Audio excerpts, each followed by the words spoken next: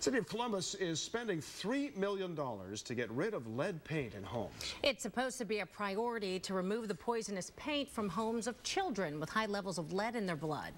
Tonight, ABC6 investigator Brooks Jarosz questions whether the city is truly putting those children first. Brooks, what have you found? Well, we reviewed dozens of applications from homeowners and found a pattern of disorganization. The health department tests for lead-poisoned children twice a month. It's actually more common than you would think. And while the program is supposed to help, well, tonight we're peeling back the problems. Your home may look and feel like a safe haven, but if it was built before the late 1970s, it may be coded in a health risk. Come on, honey. You're okay. Come on. Bobby Peterson is a foster parent who lives in this old house in East Columbus. Tests show it's covered in lead paint. And then the news she wasn't ready to hear. One of her children tested positive for lead poison. Oh, I felt horrible. I mean, I wasn't sure where it happened, how it happened. Lead is a contaminant. Kevin Stinson is a former case manager for the city's lead program. He says hundreds of applications came in, but the system and process was so disorganized, many homes we found, like this one, just slipped through the cracks. Nope, not done yet. City officials say lead-safe Columbus applications go through assessments, plus the bidding process, before contractors use your tax dollars to replace windows, doors, and cover the paint, all sources of lead dust. Typical timeline is anywhere from 4 to 6 months. I have no confidence in it. Nearly 2 years after applying, Bobby Peterson's still waiting for peace of mind. She spent that time with the windows shut, doing some of the lead paint removal herself. I reached the point of where I wasn't going to give up because as a taxpayer, I wanted to know too. Where is this going? Records show her file had no activity, no changes or updates for nearly a year. EBL children are our very first priority. Peterson is not alone. ABC6 investigators found homes of children who also had high lead levels and were overlooked for no reason.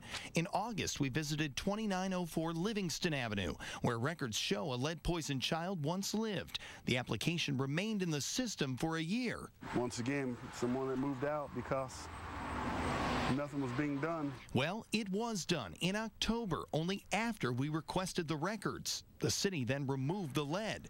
590 Carpenter, another family with a lead-poisoned child, moved out before the work ever began. This house had no water pipes, had holes in the walls where people kicked in the walls to steal the copper out the house. We checked, and the home hasn't had running water since July 2012. In November 2012, the city spent $10 grand getting rid of the lead paint.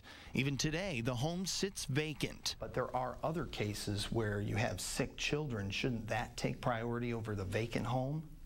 Understand that the sick children, every time, it is our policy every time that they will take priority. That doesn't keep us from doing other units at the same time. That rings hollow to Bobby Peterson, who became increasingly frustrated with no progress at her home. That was at the point of where I wrote an email both to him and to his superiors about my concern for the program and who is getting the money and where is it going to. Would you agree that she was ignored?